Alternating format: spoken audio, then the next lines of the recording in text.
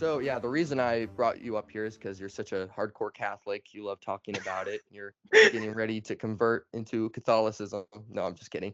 But anyway, it is a little late to the party because people have been talking about this for a while. But I really wanted to talk about it with somebody because it's pretty interesting. You don't really see something like this happen once a day.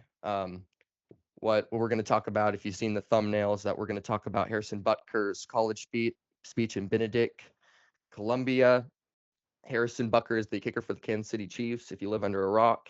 And he said some pretty controversial things, and we're going to talk about it. I have Yes, a couple very of, controversial. Like, men should be men and women should be women, and as one does.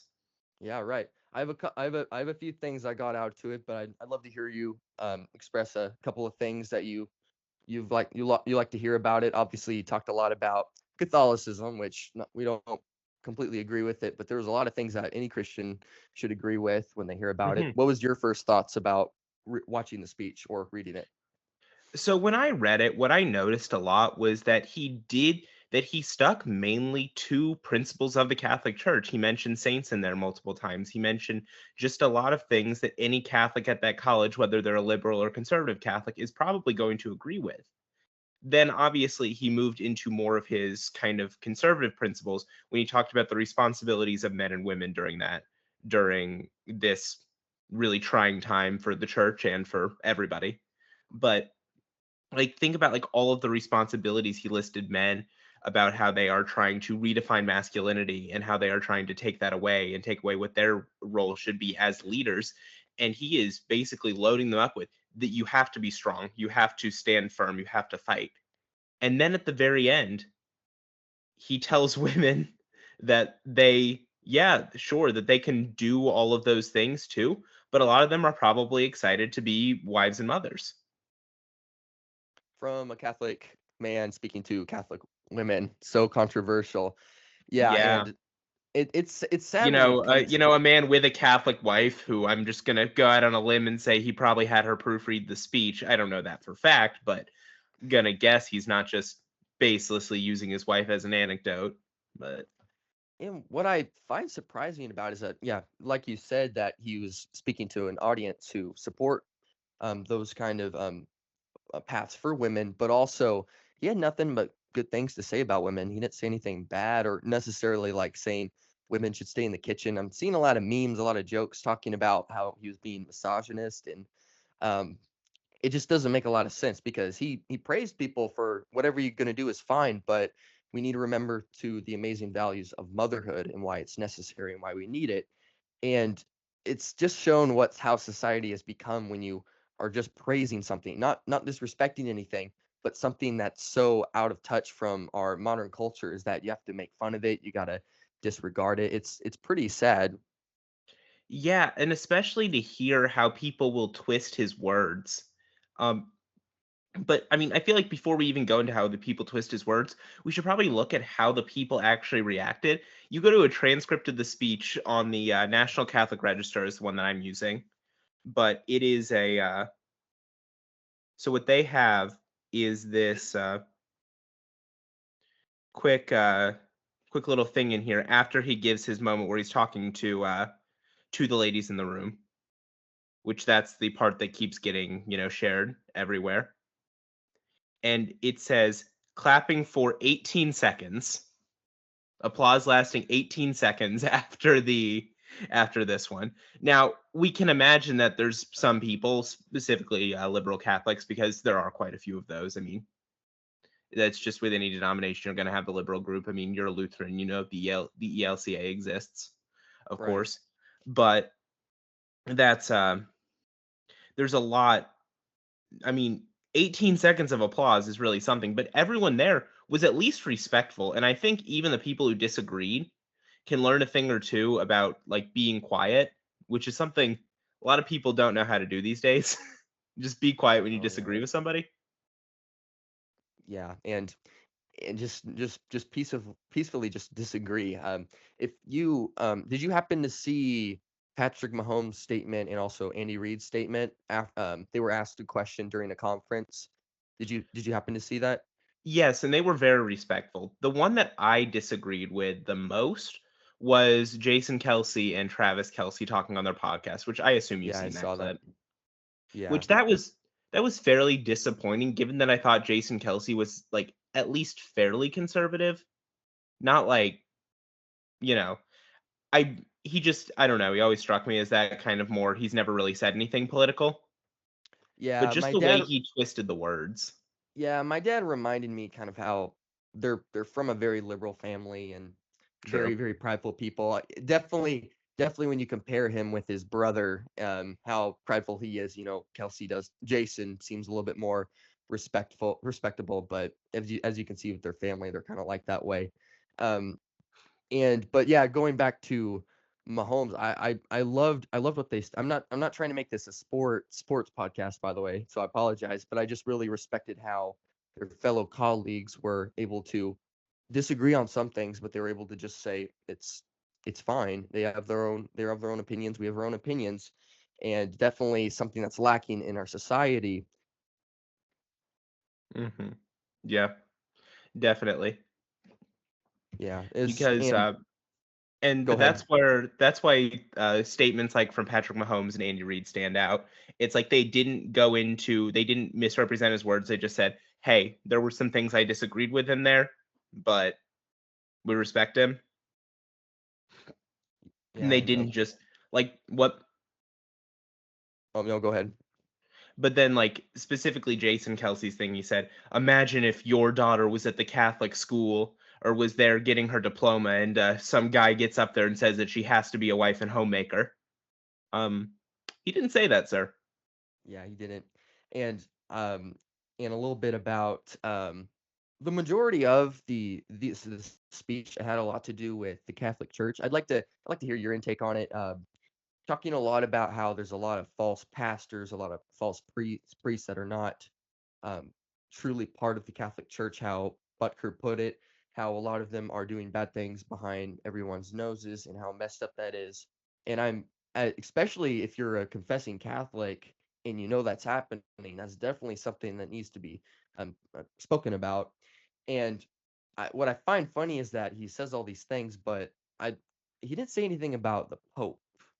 I could be wrong about that, but I don't think he said anything about. He definitely said something about Biden. He talked about how he's able to do the sign of the cross at a abortion rally, but and at the same time says that he's a confessing Catholic. But I don't think he said anything about the Pope.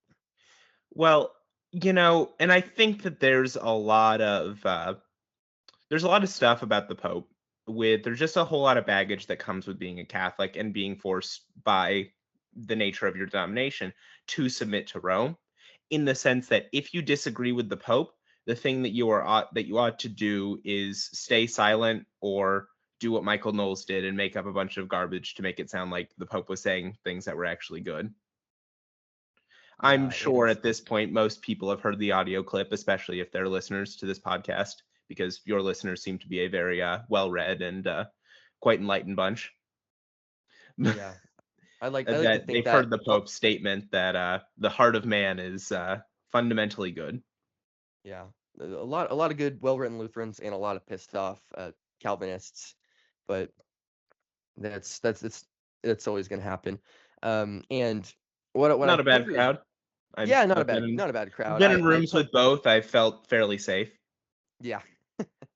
Yeah, I posted a video clip the other day and it was talking about predestination and election and there was I quite a did few see that one, comments. yes.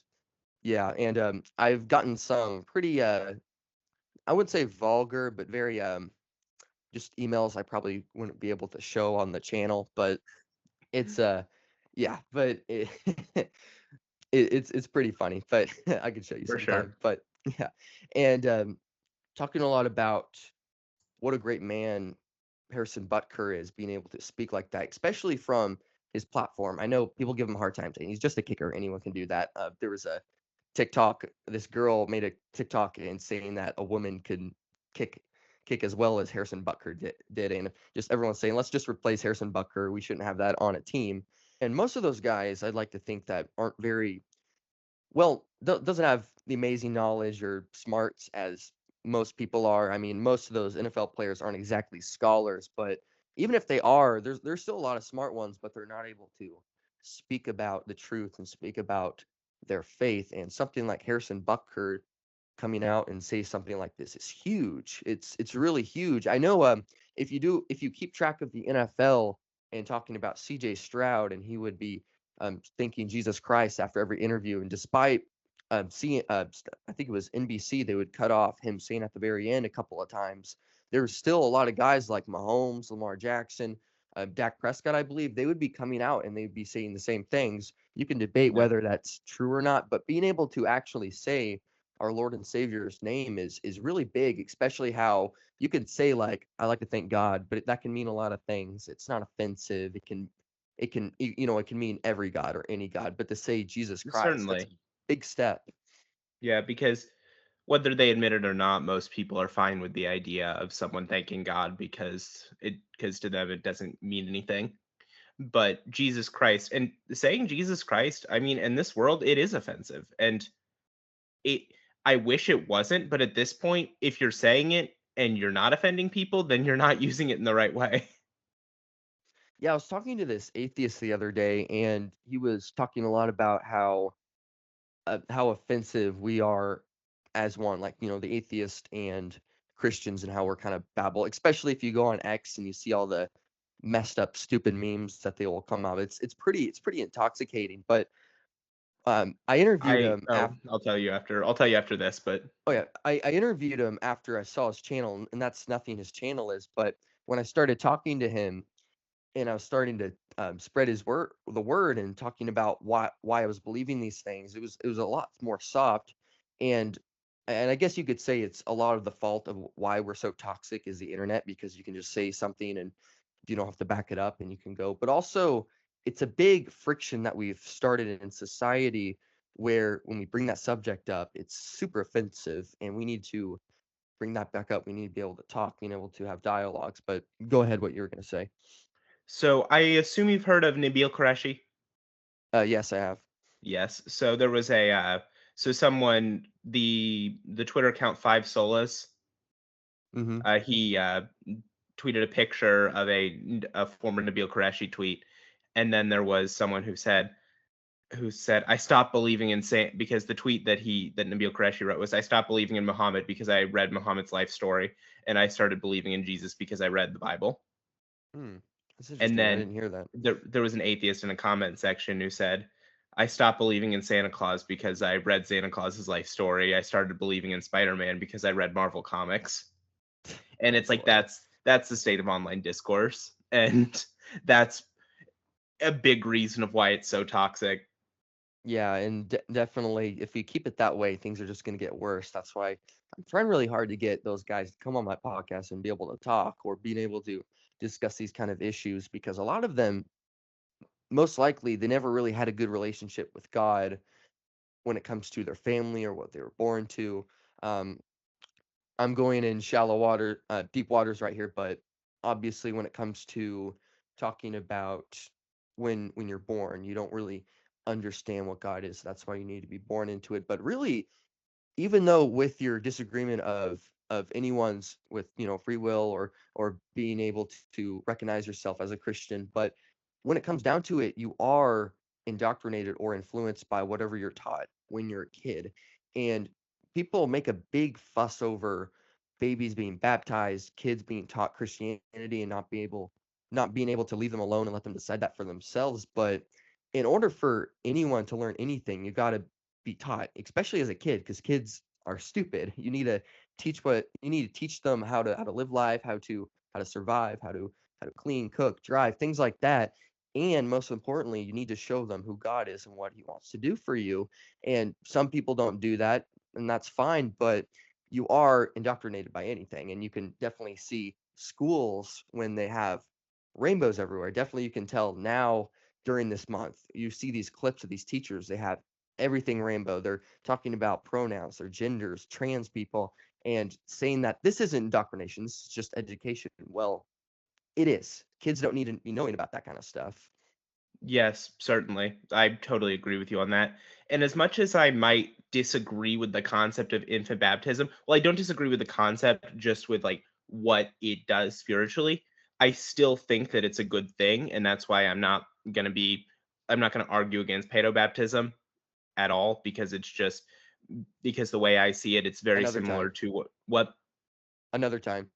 another time, yes. I'll episode 3, my conversion to Lutheranism, or your attempted conversion of me to Lutheranism, whatever we want to call that episode. Right, But right. It could be kind of the Jake Paul, Cliff Connectley in encounter. yeah, definitely. Yeah. But what I was saying was, because the way I think of it is a lot like how a lot of lower churches do a dedication of a child, and so it's the promise that you're going to raise them to follow Christ, because that's the goal of any Christian, is to train up their child in the way that they should go, so that when they grow old they will not depart from it. Yeah. And yes. It's yeah, I saw a really interesting video about Tucker Carlson, how he talked about the Bible and the difference between all the other different religion documents. The Bible, or God, to be more specific, is the only God or book that is telling you to pray for your enemies, being able to be with them, be at peace with them, do not cause war, and respect them. It's the only religion that preaches that. And if you're intellectually honest with yourself, Christians that actually praise that are, I don't know why you need to attack them. We talk about that Christians are indoctrinating kids, they're telling people to attack each other, stuff like that, and none of that's not true. If you actually read the Bible, it's in there black and white. Pray for your enemies.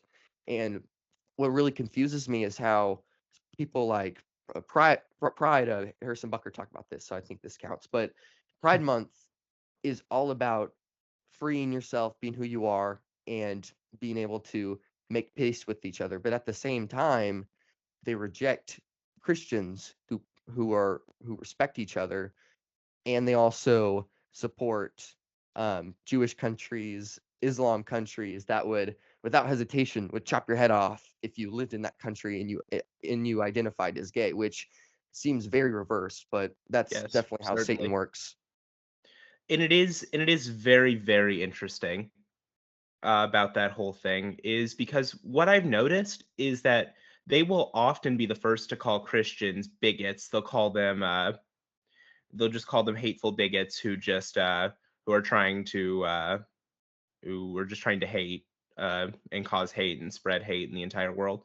But then at the same time, whenever a Christian will tell them that I'll be praying for them, like in the wake of, let's say, a school shooting, they'll say, "Our thoughts and prayers go out to them," which is obviously a cliche, but then they'll also talk about praying for them. Then they'll make fun of them showing their love, showing their prayer, showing how much they actually care.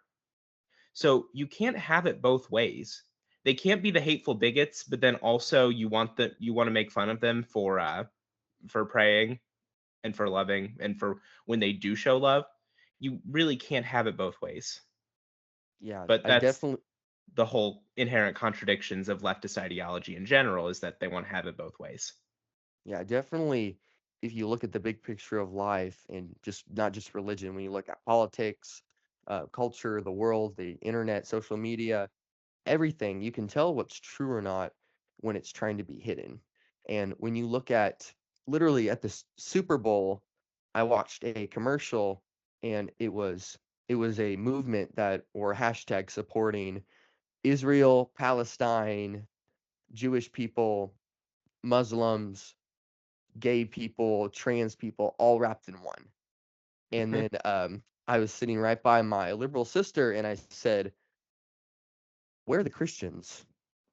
And she didn't say anything. And it's it's if you're intellectually honest with yourself, it's so obvious what the truth is when it's being hidden like that. It's also not just hidden, it's in plain sight. People who are denying of the true God clearly don't want to have anything to do with them. And it's exactly what the Bible says about what Satan does and what he tries to do to try to block it. He tries it so hard to manipulate people, trying to think that it's a bad thing, trying to hide it, trying to just hide about it, because we know that we're all sinners, but when it comes down to it, we know that our sins are forgiven. So really what Satan tries to aim for is to take away people to spread the gospel. And when you don't have the gospel, people are not aware for what Jesus did for us and can't believe in him. So Satan can take more followers into his dark layer, and it's a Yes. sad deal. That's why we need more people to come out like this. Certainly. And that's why I saw a tweet yesterday, I believe it was, and I cannot remember who it was from, but it says, just how important is apologetics when it comes to Christianity? And the answer is obviously it is the most important thing that we can do as Christians is lead others to the faith. Now, obviously, you have to make sure that they grow and that you're not just trying to fill seats in a church, because you have to be intellectually honest with yourself about what you're actually trying to do. Because are you trying to get them to go to church? Or are you trying to get them to have a relationship with Christ? Right. Because And those are two different things. yeah, and when talking about church and how a lot bringing back into the Catholic Church, a lot of people are loyal to their faith and also loyal to their church, which is fine. But when it talking things like a Baptist church and how or modern churches today and how they really take pride in their worship and their prayers and their things like that, but kind of totally not under totally disregard what's important, which is to read the gospel, spread the word to others, and that goes for any churches. It doesn't matter if you're Orthodox, Catholic, a modern non-denominational. If it's all about making money or your church or your worship or doing fun things, it's completely missing the point. It's sad Definitely. when and it's silly when a Catholic comes to me and they say, "You need to go to the true church, the true church that was made by men." And they said, "No, it was founded by Jesus Christ." Okay, that's fair. Catholic means universal, I believe. And if that's how you're approaching it, where Jesus started the universal church, that's fair. But since that the Because church is there's run by certainly a men, difference between the Catholic Churches and the Universal Church and the Roman Catholic Church of today, or even right? during the time of Luther. Right, and when you take those churches, they're bound to fall apart. Even Martin Luther's church, as you can see now, there's plenty of churches that have fallen away from his teachings, and when you keep away those teachings, those churches are also once again used by Satan to distract people, being able to not understand the point of why we're here is to worship God and repent to Him. Um, Hmm. and that's also another thing when you're trying to bring people in, when you take people's in those big churches, those big mega churches or big Latin mass Catholic churches, and they're seeing how holy everything is, and they totally just don't understand the point of it, which is Hmm. to go to Jesus. And it's totally fine to take pride in your liturgy and just how much it connects you with God, just as long as you remember that it's not about the liturgy, it's about the connection with God. Yeah, and people don't really understand that Martin Luther's not our pope, and that I for some reason when I got onto X, that's what a lot of people believe. And it's when you have the internet to look up things and see what's true or not, it's pretty funny to see that. And um, just like independent churches, there's so many good independent churches that are not owned by any corporations, kind of like how the Lutheran Synod operates. We have a president, but he doesn't have any say in how we worship, how our liturgy is, how what do we want to say for our creeds and things like that, where the altar should be. To say that you can do that and to show that men aren't controlling your church shows that why you're here and why it's important and you're not getting distracted. Obviously you can get distracted by things like things outside of church or wanting to do charity work, things like that, and they're big distractions even though they don't sound like distractions. Yeah. Certainly. Redeemed Zoomer put out a tweet yesterday, or not yesterday, this was a few days ago, actually. I'm sure you saw it, but it was Catholics don't worship Mary, Calvinists don't deny free will, Anglicans weren't started by Henry VIII, Methodists aren't liberal, Orthodox aren't an ethnic social club, Baptists aren't legalistic, and Lutherans aren't antinomian. Mm.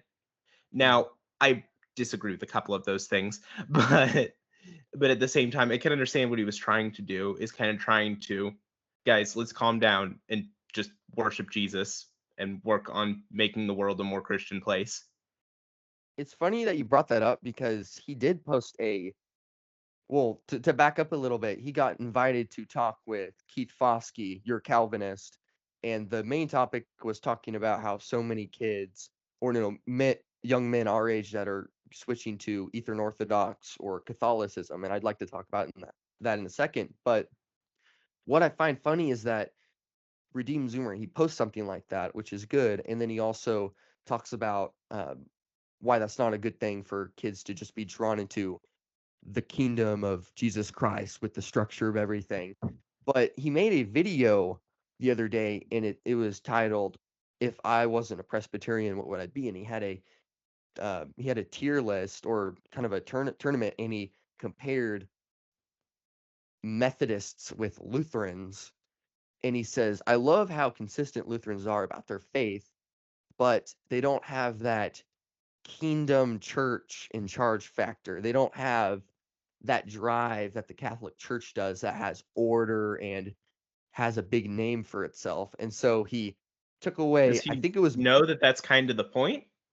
exactly, and I'm pretty sure that was the Methodist church that he took over the Lutheran church. I'm not trying to be salty about it, but after that he said he would probably be Methodist if he wasn't Presbyterian. And well, I'm a little salty about that, but needless to say, Mm, I find that odd that he would talk about the Catholic Church and how it's a danger for young adults to be drawn into it because it just looks really snazzy when you shouldn't be going there because of that. You should be going there because of Jesus Christ. certainly. And obviously find a denomination that believes what you believe. It's we're not say I don't think either of us are saying that you should just not find a church because it's so hard to find a church, or just to go to a random church and then try to believe what that church believes. But I think we should talk about this interesting issue of young men turning to Catholicism and Eastern Orthodoxy. And I think there is a very clear reason for that. And I think it's very much related to this idea of the red pill movement. And I think you can see that too, which I haven't listened to the Redeem Zoomer Your Calvinist meeting yet, but I definitely will after this. I didn't even know it happened. I don't follow Redeem Zoomer just because I don't agree with him on most things. I'll watch some of his videos, but the other ones I'm just very okay on. Yeah, he's I'm glad he says this at least. He says that he's not a deep theologian. He just wants people to watch his videos for a basic understanding, and if they have a better understanding of a certain church, they can go find someone else. He makes that clear, and I like that. But a lot of when he does bring up a lot of his theology points and his opinions, it just seems a lot of scramble, which is understandable because he's in our generation. There's a lot of that. I'm not going to act like I'm a full educated scholar theologian, but yeah, and oh, in the red pill movement, it has a lot of different levels to it. Obviously, there Oh, yeah, is for sure. I don't the wanna, like I don't wanna just, like, kind of paint over it with a broad brush because there's a lot of different things in it, but my whole idea is that there's kind of this concept of something being, like, based, and if you look at it, you have, like you see memes all the time of just, like, Catholics and especially Orthodox people being, like, these base denominations, like, burn the heretics, the Crusades, like, all of that sort of thing. And it's just these pictures of like ancient parts of the church that really don't exist anymore as much as they want to pretend that they're still the same as they were back in those days. yeah, they're both pretty messed up. I'd say there's two different parts of the red pill movement. Obviously, there's wanting to worship yourself, but in a way of like working out, making money, seeing how many chicks you could be with every month. Kind of the aspect of like Andrew Tate, kind of like that. And Yeah. I mean, there's a lot more tamer red pill side of that. But then, And that's more where the Catholic Orthodox thing is coming from, in my opinion. It's just well, this yeah, concept of being like based, yeah. just And what I think is the what's even ultra more messed. masculine core Yeah, of those churches. yeah. What's really messed up about it is it's not necessarily worshiping yourself, but thanks to the red pill movement, they grab these churches and are starting to worship the church again. It's kind of like when the Roman Catholic Church started and they say that the church has as much value and say as the word, and it's starting to become that big problem again because since our movement or our modern culture nowadays is really obsessed with look at me, this is who I am, this is up, I'm here, being able to have something staple and everyone that can see it from our point of view, from our earthly world. Um, and that's what I think is a big problem with the Roman Catholic Church. It's It's all about being in front, being something you can see with your own eyes when uh, it's more about faith rather than seeing. And you definitely miss the point when you become a red pill Catholic or Orthodox Christian and you see, and you're only being on that bandwagon because of what you can see and what you can show everybody, rather than it's all about your faith, being with Christ, being Hmm. in repentance. And I think that that can lead very smoothly this idea that it is a lot of sight, that that's the problem with Orthodoxy and Catholicism. Not it's not necessarily the problem comes from the young men moving to them, but the reason why they're moving to them has to do with the fact that they are so very much it's easy. They're very easy to get into because you can see all of this stuff. You see the tradition, you see all of this, you see the saints, you see the statues. It's a lot of sight and it's not necessarily by faith. Now, can people be in faithful, loving relationships with Christ within those churches? Yes, they can. But the problem is the focus in those churches generally is not on Jesus. It's on the all of the stuff around it. Yeah, and I've been trying really hard to get a Catholic priest to come on my show, and Oh. I've failed a couple of times. It seems that they're just really ignorant about a lot of things, and going into Catholicism, you kind of do need to be kind of blind about a couple of things because obviously your leader that has said some pretty bad stuff just now, but has always been like that, and you have to come up and say he's the head of our theology. Anything he says does. Being able to think of things just confession and sacraments are something you have to do in order to be saved. I don't really think they believe in purgatory or indulgences anymore, but just that should be examples why you shouldn't be a part of the Catholic Church. I watched this video the other day with a Baptist preacher. I'd have to send it to you, but he was one of those guys that rambles a lot. He starts yelling a little bit, but he makes a really good point. He talks about you're pretty arrogant if you're still a Catholic or a Mormon or a Jehovah's Witness nowadays, especially when you have the internet and you're able to being able to especially read the Bible for yourself, because that we had no access to the Bible during the Roman Catholic times in the 1500s. And what you hear is the Bible talks about you should only worship me, you should only pray to me. Do not focus on things like the world and the church, things like indulgences, purgatory. It's not biblical at all.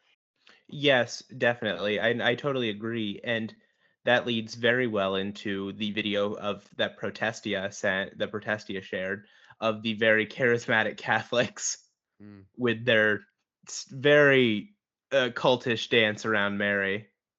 Yeah, I did see that. It's pretty funny how they say they don't worship or pray to her when you see And things like that. It's not a and very then good picture. so there's a couple of Catholic responses that I think are interesting, but it really shows their ignorance more than anything else. And some of the Catholic responses are, well, we don't claim them as Catholics. Charismatic Catholics aren't true Catholics. But then at the same time, they'll do the same thing to Mary just with less gusto. My favorite excuse is that they would come up and say, "We don't pray to her, we just respect her." And oh, But so you you just pray to her for intercession on God's behalf. yeah, and they'll Then that's just kissing her hand or statue and before going to the cross and praying to it. That's just something we're praying respect to. It's nothing out of the ordinary going on here. yeah. Yeah, it's definitely very odd. That I saw a response from it was called Free Canuck I Stand with Canadian Freedoms, a response to the Protestia video, and it says, imagine dying, going to heaven, then seeing Mary standing next to Jesus, who has a stern face, and then asking why you dissed his mother. Fortunately for you, Mary will intercede for you and ask her son to forgive you. Jesus never denies his mother. So we're supposed to imagine Jesus, on at the right hand of the Father on the throne of heaven, standing there like a petulant child, and then just staring daggers at you because you disrespected my mom. And then his mom says, "Hey, Jesus, calm down. Come on, forgive them." And then Jesus is like, "Okay, mom." I And that is there's so many levels is that wrong. But then also, you look at the wedding at Cana, where the first thing Mary asks him to do is to go do something about it, and then he says, "Woman, my time has not yet come." Now, mhm. of course, he ends up doing it, and that's would be their argument is that he still ends up doing it. He still ends up doing what his mother asks of him. But he very clearly rebukes her in that instance. So And Jesus never denies his mother. That's just nonsense.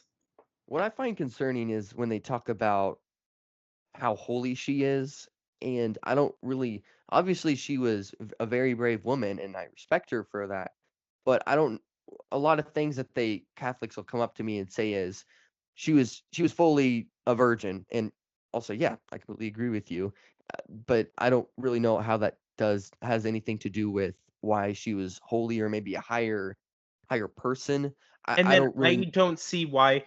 And then their argument is that, well, she remained a virgin and that made her just as holy. Well, no, she didn't. Jesus had brothers and sisters, and there's no biblical basis in the theory that Joseph was previously married.